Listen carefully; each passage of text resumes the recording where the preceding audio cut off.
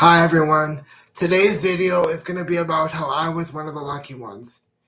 As you all know, when I was born, I was a preemie, and I was actually unexpected to survive because I was so sick, and I actually had pneumonia, and my lungs were completely covered in white, which means there was literally no oxygen going to my lungs or my brain because the pneumonia had taken over my lungs.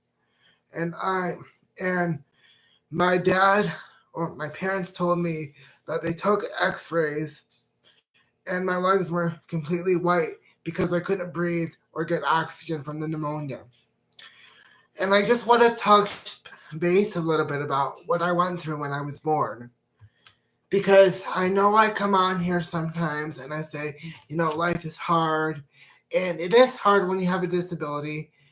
It's not easy at all, but it's life, and I try to lift you guys up, and that's the way it is. But throughout all my hard times in my life, I will always consider myself to be one of the lucky ones.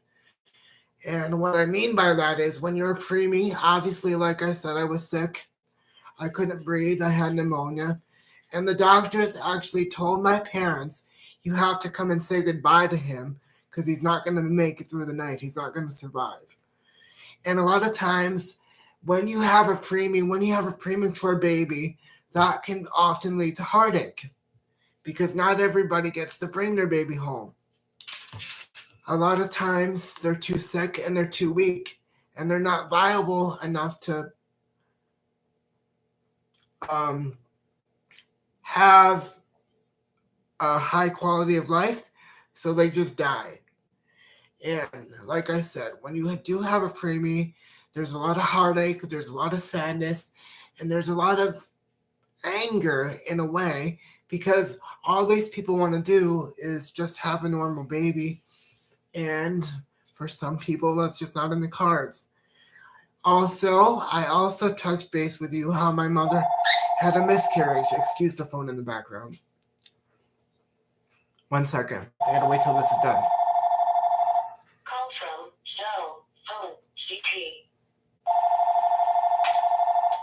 Call from cell phone CT. Okay, as I was saying, without the interruption of the phone, when I was born, I had a twin, or I was going to be a twin. But like I told you in previous videos, my mother had a miscarriage, and my twin did not survive. I don't know if it's because they weren't viable or whatever it was.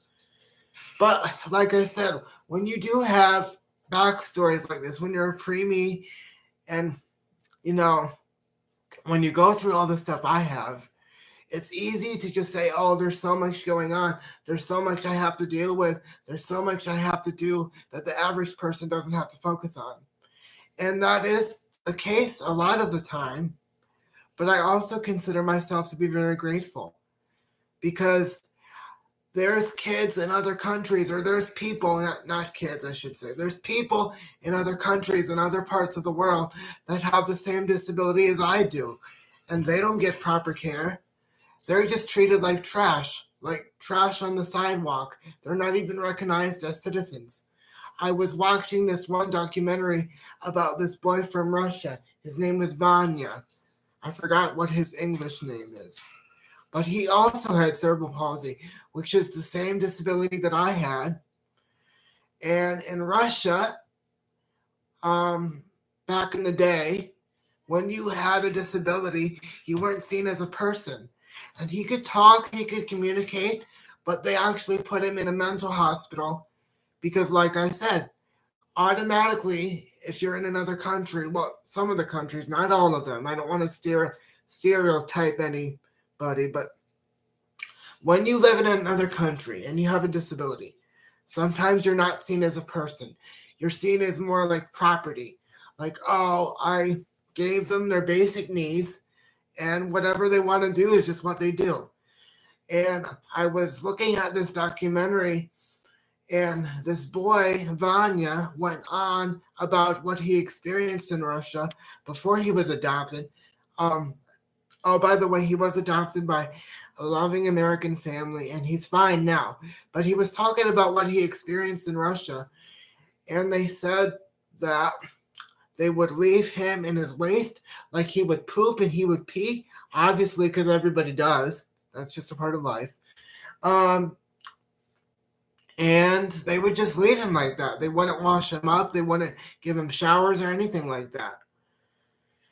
And it was basically almost as if he wasn't even human. He wasn't even a person to them. He was just something that could be discarded by the people. And he went on about his story, and he said, basically, all I wanted was someone to talk to. And that broke my heart because this this guy was cognitive. He was verbal like I was. He was very well educated. He was smart. He knew what he was doing. But they gave him no love, no affection. It's almost like they didn't even care. So he was talking to one of the workers, and they can see that he was like educated. He had good verbal skills like I do, and he had good cognitive skills, and he was all there. Like mentally, he was all there.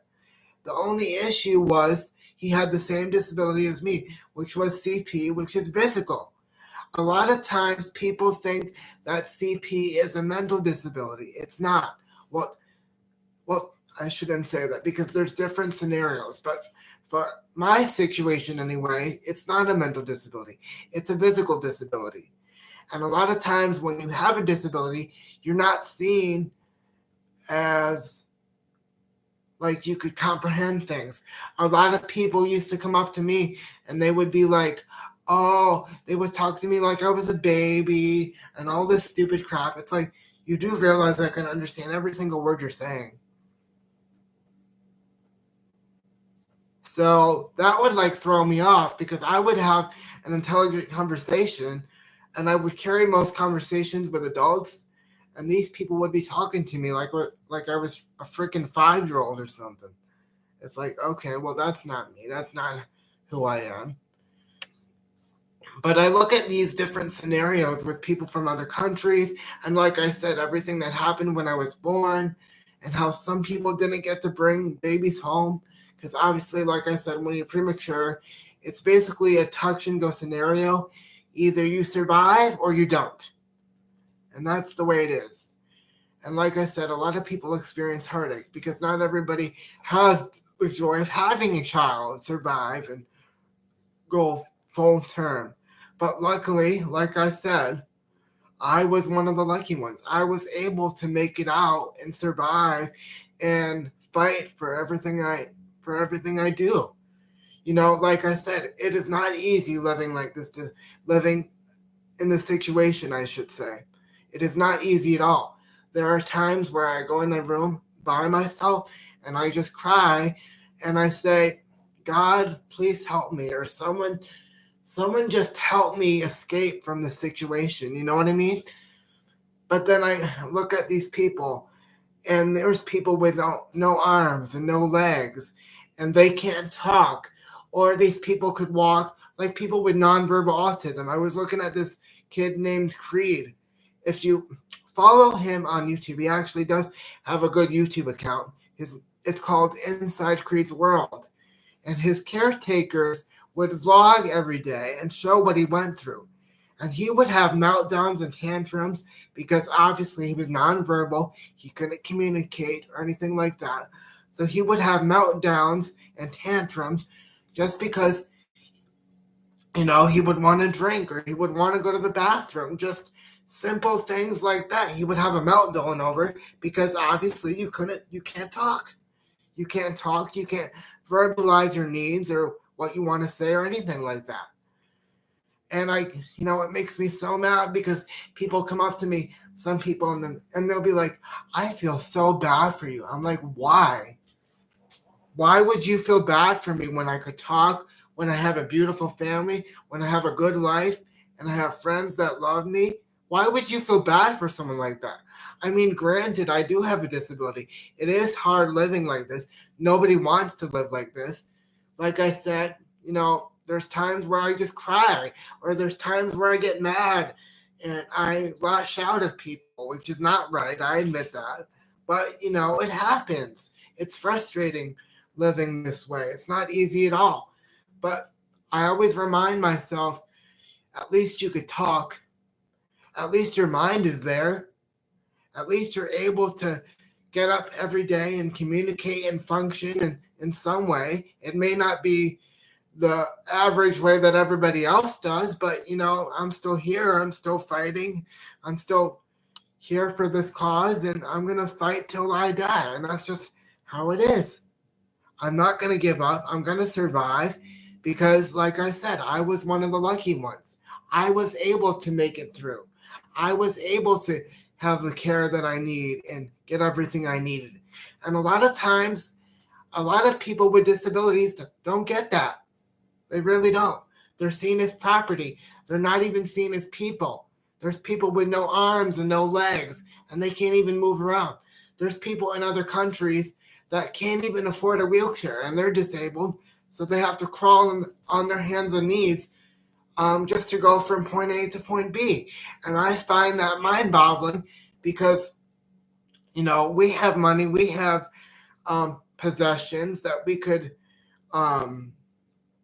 help people out with, and we don't even think about it. There's people out there that really need help and they don't get it. And it's very sad because I think about my life and I'm like, oh, I got to do this today. I got to do that today. Oh, there's so much going on. Oh, I feel like I never get a break and blah, blah, blah. But then I look at people with nonverbal disabilities, the people that have to fight just to say how they feel. I look at people that, people in other countries, like that kid in Russia that we talked about, that was left to just sit in his own waste because he wasn't seen as a person.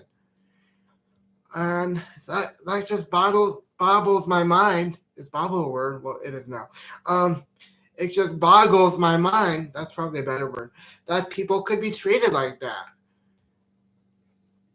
And the next time you say, oh, I'm having a bad day, or, oh, it's not, my life isn't the way I want it to be, and it's not perfect, and there's so much going on, and this one's not talking to me. Who cares? You're alive, you're here, keep going, and keep fighting. And that's the main message today. No matter what happens in your life, you can do this, you will fight, and you will get through this, because God is with you. And you're going to get through this. It may seem hard right now, but you will get through this, because if I could do it, you could. That's all I wanted to talk about today. Thank you for your support and your love, and more videos will come out soon. Thank you.